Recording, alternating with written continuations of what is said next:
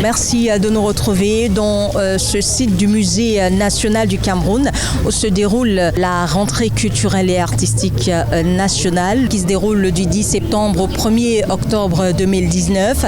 C'est la 4e fois que ces rencontres culturelles ont lieu au Cameroun et la particularité cette année, c'est qu'elles se déroulent en simultané dans les 10 régions du pays. C'est ici que se retrouve donc tout ce que vous pouvez avoir comme art culinaire, art divinatoire, art traditionnel et tous les autres arts comme les multimédias puisqu'ils participent également au développement de la culture africaine aujourd'hui. Je suis habillée en reine des peuples Ekan qu'on retrouve dans le centre, le sud et l'est du Cameroun et je suis dans une case des peuples pygmées, les peuples pygmées qui sont considérés comme les premiers habitants du Cameroun et de l'Afrique. Donc avec notre caméraman Herve Oignon, nous allons visiter les différents sites d'exposition à cette 4e édition de la RECAN 2019 à Yaoundé.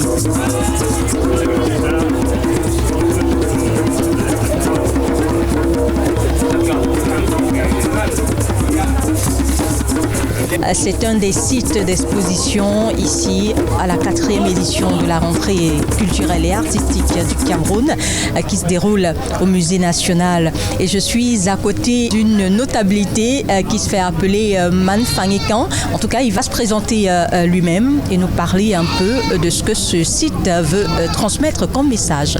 Bonjour, vous vous appelez Man Fangekan, ce qui veut dire la vraie race. C'est quoi le peuple Ekan ? Le peuple Ekan, c'est le premier peuple, vous avez entendu, de l'Égypte ancienne. Donc, c'est nous qui avons fait toute cette civilisation. Et après, on a été poursuivis par les Arabes, qui nous ont, puisqu'on ne voulait pas être de religion musulmane. On a cohabité ensemble pendant un temps et après ils ont voulu nous mettre dans la religion de force. Donc on a commencé à entrer dans la force. On a été suivi par beaucoup d'autres peuples en parlant des Bassa, de tous les peuples du Cameroun, quoi. Donc nous tous venant de l'Égypte, ce qu'on appelle l'Égypte actuellement, à l'époque c'était pas ce nom. On a traversé on s'est établi au Cameroun, au Gabon, en Guinée, Sao Tomé, vous nous retrouvez un peu partout, même en Haïti, au Brésil, vous retrouvez le peuple Mfangekan. Maintenant, les enfants d'aujourd'hui, ils ne connaissent plus parce que, on a perdu le pied quelque part, mais on est en train de se refaire. Qu'est-ce qui fait la particularité du peuple Mfangekan ? C'est notre culture et notre tradition, c'est notre manière de vivre. C'est ça que tout le monde... Vous vivez comment ? On vit de la façon la plus simple. Au village, ça se passe comment ? La façon la plus simple, ce que vous entendez démocratie, c'est dans nos villages. Nous, on n'a pas à prendre la démocratie de l'autre pour amener chez nous. Mais nous, si vous voulez vivre la démocratie, allez dans nos villages. Comment fonctionne la communauté ? Comment vous vivez en communauté ? Les droits des femmes, les droits des hommes, ça se passe comment la vie en communauté ? Nous, on a notre culture qui est basée, la femme est notre mère. La femme a la place primordiale. La femme déjà chez nous, à l'époque, devenait chef. Il y avait des femmes reines, tout ce qu'on fait, c'est notre maman qui nous apprend ça. Donc on a beaucoup de respect par rapport à la femme, qui est notre mère. À l'époque, même quand il y avait une guerre, quand il y avait une dispute, c'est la femme qui arrêtait cette dispute. Parce qu'elle se mettait au milieu et les hommes arrêtaient.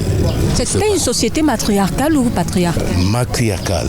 Parce que mon père, on l'appelait Ebangwan Minton, Ébé de sa maman. Donc, elle est demeurée matriarcale ? Elle est demeurée matriarcale parce que... On hérite toujours de sa mère ? On hérite toujours de sa mère. Moi, j'ai hérité de ma mère aussi. Mais Notre société a été bouleversée par l'occidentalisation, mais on ne peut pas s'attarder à ça parce qu'on ne doit pas rester sur ça. On doit se redonner de l'énergie pour avancer. Donc on ne peut pas dire que c'est l'autre. On doit quand même prendre les choses en main nous-mêmes. C'est pour ça que maintenant on prend ces choses en main, on remet en valeur notre nature, notre forêt, la diversité culturelle. Est-ce que vous acceptez les gendres venant d'autres tribus du Cameroun? Bien sûr, ça s'est toujours passé. On accepte. C'est pour ça qu'on s'entendait. C'est pas parce que maintenant on parle une langue coloniale. Mais à l'époque, on s'était toujours entendu. Qu'on soit de ce côté qu'on appelle maintenant Cameroun, qu'on soit du Congo, on s'entendait entre nous. Ça apporte quoi au peuple Fangekan d'être ici?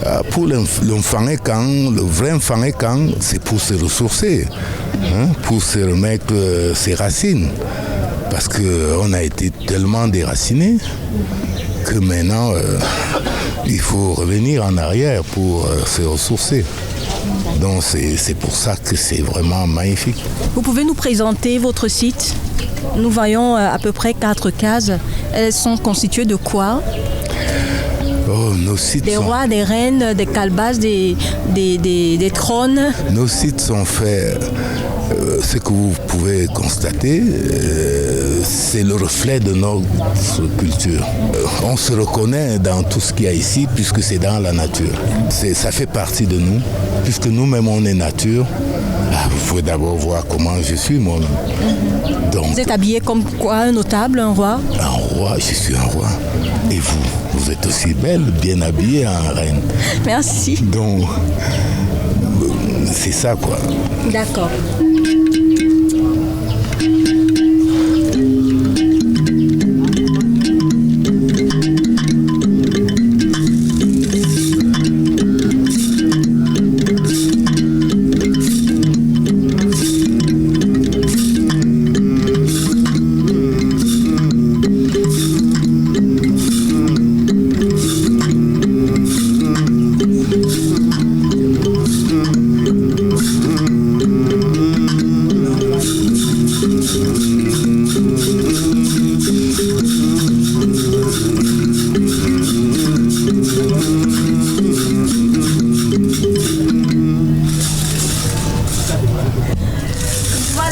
Merci beaucoup, monsieur Émile.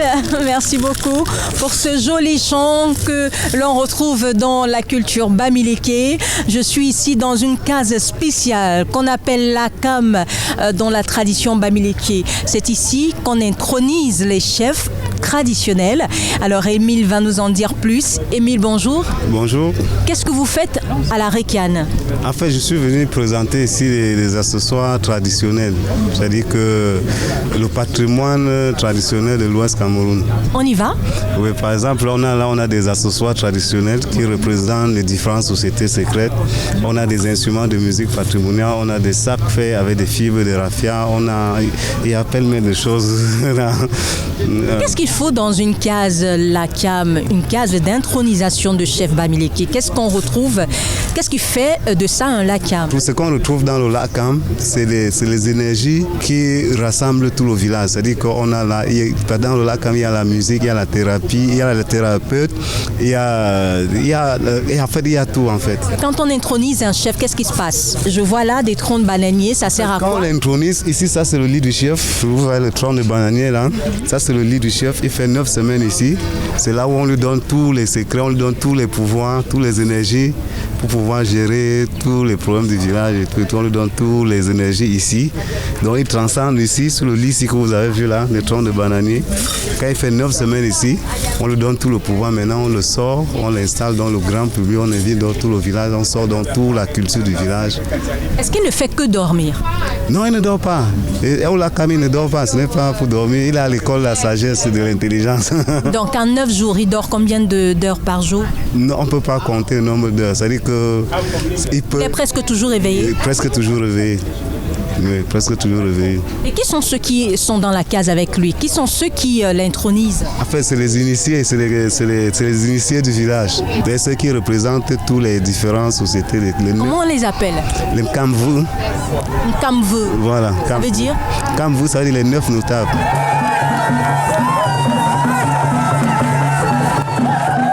On voit souvent dans les traditions africaines des chefs qu'on attrape par force, c'est-à-dire au moment de la désignation. Dès qu'on le désigne, il se met à fuir, à courir et des gens le poursuivent pour le rattraper. Est-ce que ça se passe bien après dans le Lakam? Si c'est lui qui devait être normalement chef, si ce n'est pas une usurpation de titre, ça va bien se passer. Mais si c'est une usurpation de titre, ça veut dire qu'on a laissé un héritier et qu'on reste détourné pour attraper une autre personne, c'est que ça, il y aura des problèmes. Qu'est-ce qui va se passer dans le Lakam? Il y a des sociétés qui ne pourra pas franchir, ça veut dire qu'il va faire tout, mais il sera limité. Oui, il sera vulnérable. Oui, il sera vulnérable. Et généralement, là, les gens comme ça sont négatifs. Il y en a déjà eu des histoires comme ça dans la culture? Oui, comme par exemple l'ancien chef Badenkopp, parce que pendant la guerre du Maquis et tout ça, le chef Badenkopp avait fui, allé en exil. Maintenant, il y a un autre qui est resté usurpé du titre de la chefferie, mais il a commis beaucoup de désordre. Mais quand l'ancien chef est rentré, il a récupéré son trône. Donc quand vous n'êtes pas né chef et qu'on vous intronise alors que c'est un autre qui devait prendre le trône, la chefferie, elle dure, le chef, il meurt. Qu'est-ce qui se passe? En fait, il peut ne pas mourir, mais sauf qu'il ne peut pas assurer son travail normalement parce qu'on peut pas. Il y a des faits que si c'est pas toi, tu ne peux pas. Par exemple, il y a des chaises de chef, si ça s'assoit, ça ne va pas marcher. Oui, ça ne va pas marcher. Il y a même des maisons, des maisons sacrées qui ne peuvent pas entrer. Il y a certains rites qui ne peuvent pas faire. C'est un honneur d'avoir parlé avec vous, Émile. Moi aussi, c'est un honneur. Merci beaucoup. Merci beaucoup aussi.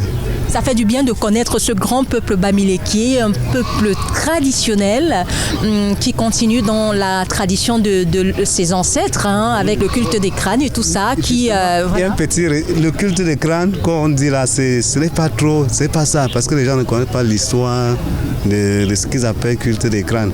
C'est que pendant la guerre, vous savez qu'il y a eu un massacre à l'ouest, vous savez. Donc ce qui fait que tu restes comme ça avec ton père, ta mère, on tue tout le monde. Toi, en fuyant, tu fais comment? Tu coupais la tête de ton père, tu mettais dans la peau, tu fuis. Bon, à la fin de la guerre, les gens sont... Pourquoi il fallait couper? C'était un souvenir.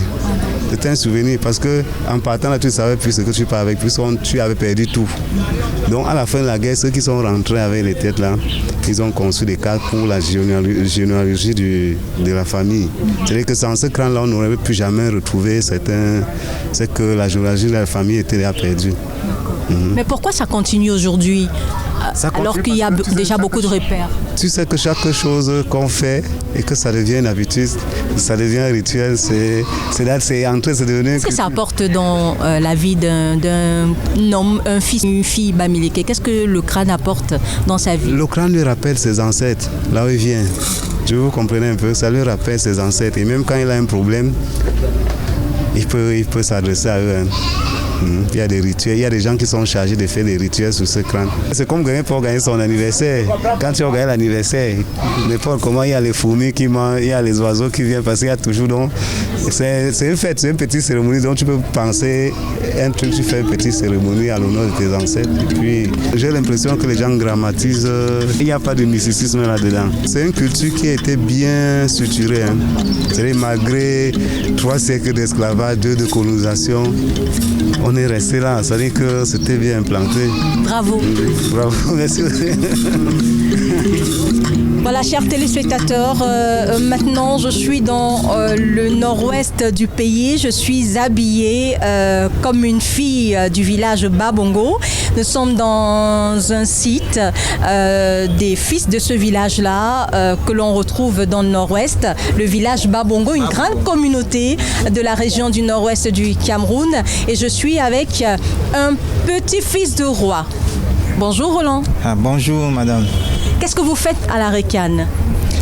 Nous sommes ici pour exposer et montrer ce que c'est que la culture de Babongo et du Nord-Ouest Grassfield en général. Oui. Est-ce que vous pouvez nous entonner un chant culturel avant le début de l'interview? Un chant culturel? Et un chant traditionnel de Babongo. Bon, je chante comme la grenouille, quoi, c'est pas un bon chanteur. Mais en tout cas, à la fin, vraiment ça à la fin, s'il vous plaît. D'accord. Moi, je peux entonner quelque chose. Oui. Oh, oh, oh, oh, oh, oh, c'est ça, c'est... Oui. D'accord. Comme je vous invite en Babongo. D'accord, merci beaucoup, je viendrai avec plaisir. Alors, c'est quoi le peuple Babongo? Le peuple Babongo, c'est un peuple qui vient des Tika, ce sont les descendants du peuple Tika qui ont migré et qui se sont établis à Babongo il y a de cela, c'est pas plus de 2 siècles, 3 siècles. Les Tikars, ce sont des nordistes? Oui, un peu, mais qui ont muté jusqu'à ce que vous pouvez voir actuellement. Oui. On les retrouve un peu à la moitié du triangle national, de la carte du Cameroun. Oui, donc du Grassfield, en montant Grassfield, Fumban, Ndob, Babongo, en montant Bambili. Qu'est-ce qui fait la particularité du peuple Babongo?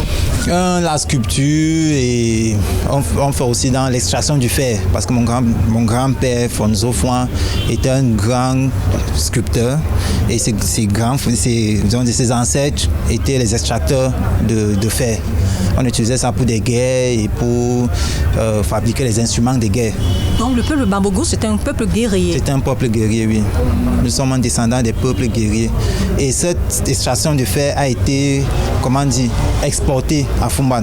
C'est ce que j'utilisais maintenant. C'est ce que j'utilisais à l'époque pour faire les armes. C'est pour ça que les Fumbanais sont des grands guerriers actuellement. Donc toute cette technologie de l'extraction de fer vient de la chefferie de Babongo. D'accord. Je rappelle que Babongo, c'est un grand village de la région du Nord-Ouest, l'une des régions anglophones du Cameroun. Et je sais que Roland est parfaitement bilingue, il parle précisément anglais. So what makes the pride of Babongo people? The pride of Babongo people is first the font, His Royal Highness Fondo Fouan Zofouan, who is a very great artist and carver, and then Fonzo Fouan, who is one of the most known carver from the Northwest.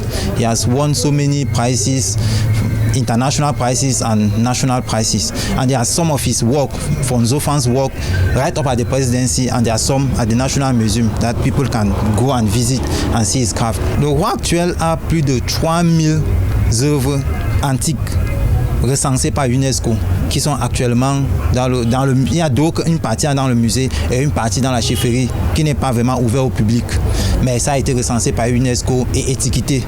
Donc bon, c'est pour aussi conserver cet art parce qu'il ne faut pas qu'avec le temps cet art s'évapore comme des autres arts dans des autres villages. Oui. À part l'art de guerre, qu'est-ce qu'un visiteur peut retrouver à Babongo et être fier d'avoir vu? Il y a plein de choses à découvrir à Babongo. Premièrement, c'est un peuple accueillant. Deuxièmement, c'est un peuple des artistes et des sculpteurs.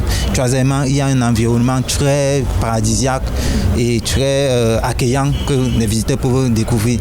Et quatrièmement, il y a le palais qui est ouvert à tout le monde. Il y a des princes, des princesses, il y a des œuvres d'art exposées, il y a une culture, il y a la chefferie, la société secrète, il y a des sociétés secrètes. Donc, un visiteur peut se trouver. Donc, il y a beaucoup de choses. Si vous êtes peut-être un fanatique de la culture, il y a 3000 œuvres d'art. Si un fanatique des musées, il y a tout un musée. Si un fanatique des TIC, il y a des ordinateurs, plus de 20 ordinateurs, vous pouvez vous connecter. Et si vous êtes un fanatique des sociétés secrètes, il y a aussi tout un panoplie de sociétés secrètes. Comment on appelle les sociétés secrètes de Babongo? Il y a Nouveau-Tour, il y a Nchai, il y a...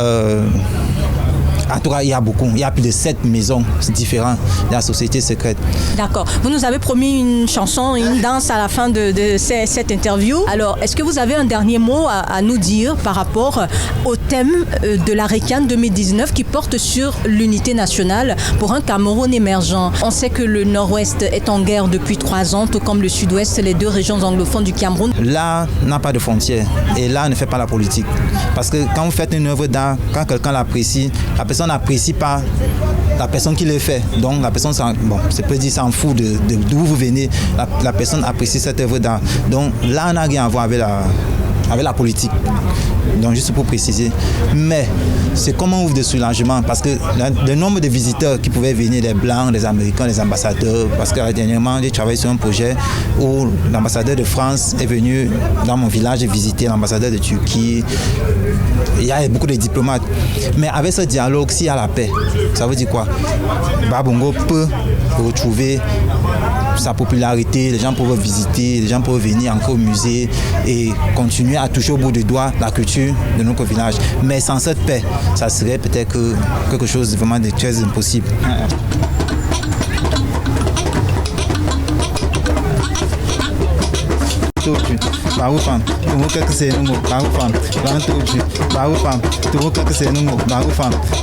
Voilà, nous continuons notre périple avec Hervé Ogno à la caméra. Le masque en bronze que vous avez vu tout à l'heure, c'est le roi Mbombo, 11e de la dynastie Bamoun. Et nous avons un notable de cette culture avec nous, Monsieur Moulion. Bonjour. Bonjour. Qu'est-ce que vous faites au RECAN? Je suis au RECAN pour représenter les artisans de la filière sculpture sur bronze. Et ici, comme vous le constatez, nous sommes au stand du bronze où je suis chef section bronze. Le bronze, ça représente tellement dans la culture Bamoun?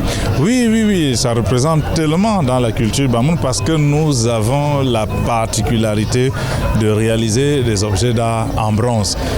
Vous n'allez pas trouver ça dans d'autres départements, dans d'autres tribus. Ce n'est qu'à Fumban qu'on réalise les objets d'art en bronze. D'accord. Pour parler du roi Mbombo, le 11e roi de la dynastie Bamoun, il s'agit là d'un roi qui avait environ 4 fois ma taille. Vous ne pouvez pas imaginer, mais c'est une histoire vraie. Alors le masque que vous l'avez là représente donc le roi Mbombo, le 11e. C'est lui qui avait dit, durant son règne, je tracerai les limites du royaume Bamoun avec du sang et du fer noir. La guerre, c'est mon affaire. La guerre, c'est mon lit. Mon lit, c'est la guerre. Ma nourriture, c'est la guerre. Et si vous avez appris dans l'histoire Bamoun, ce roi était exceptionnel. D'abord, dans un premier temps, quand ce roi échangeait avec ses sujets, comme par exemple, je suis en train de répondre à votre interview, il posait sa main sur une toiture pendant que les poussins se baladaient sous la plante de ses pieds. C'est inimaginable.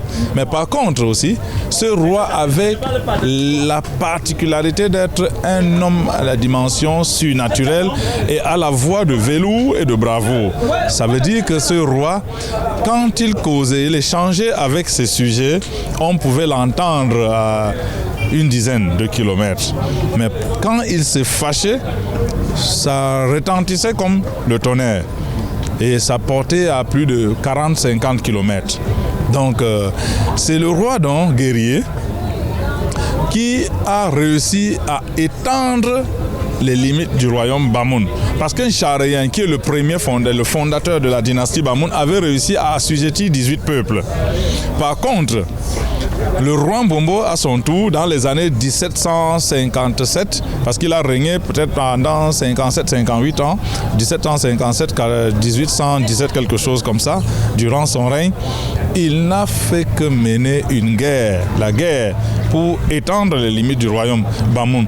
C'est l'occasion pour nous de vous dire et de vous faire constater que le royaume Bamoun seul occupe 52%, si je ne me trompe pas, de l'espace dans la région de l'Ouest. Donc c'est le plus vaste de tous les départements de la région de l'Ouest. Et tout ça grâce à ce célèbre roi qui a réussi à assujettir 48 peuples. 48 peuples. Donc durant son règne, il a mené la guerre. Et la guerre la plus célèbre, la plus redoutable a été la guerre sur 2 fronts, contre 2 tribus. Donc contre les Papous et contre les Ngourins. Alors le roi était attaqué de 2 côtés, à l'entrée comme à la sortie. Alors, ayant été attaqué par des redoutables guerriers, il fait donc son plan de guerre pour vaincre l'ennemi. Alors, durant cette guerre, le roi a divisé son armée en 2 pour combattre les 2 ennemis. Et curieusement, il a réussi à vaincre les deux peuples.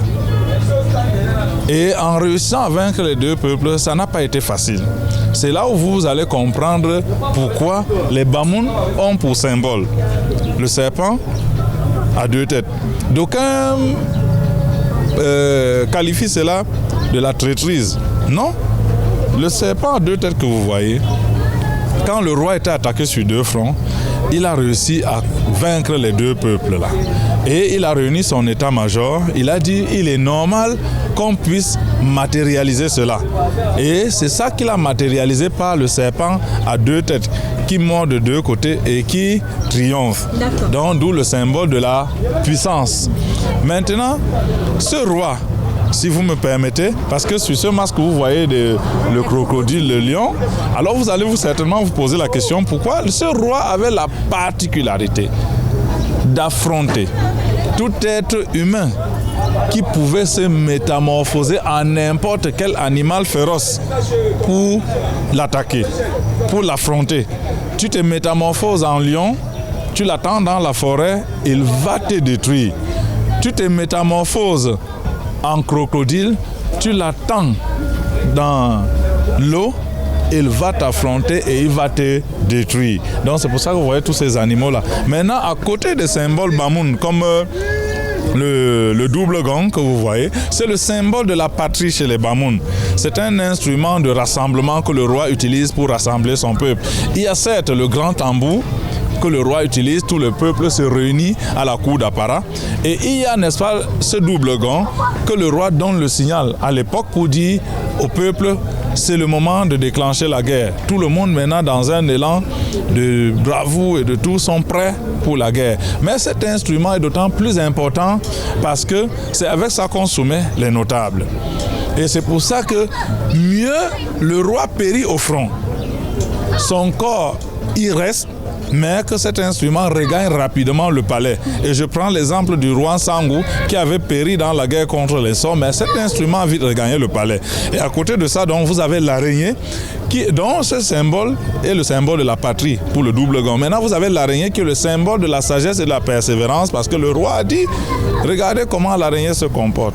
Toute petite, tisse sa toile, la proie vient tomber et il s'en sert comme il veut. Autrement dit, c'est une invite à tous les Bamoun d'être persévérants dans tout ce qu'ils font et de mettre aussi la sagesse en action. Parce que quand vous êtes persévérant et que vous êtes sage, je crois que vous ne pouvez que réussir. C'est un honneur d'écouter cette histoire. Merci beaucoup de nous apprendre ce pan important de l'histoire des Bamoun, du peuple Bamoun. Je rappelle que le sultan Joya, qui est le plus connu dans le monde entier, a été premier inventeur de l'écriture Bamoun en Afrique. Et je tiens là une canne que portent souvent les chefs. Une journée ne va pas nous suffire pour parler de l'histoire du peuple Bamoun, un des plus grands peuples du Cameroun et de l'Afrique. Merci beaucoup, Monsieur Moliom, et bien de choses à vous. Merci beaucoup. Je vous laisse avec les images du roi Mbombo, 11e de la dynastie Bamoun.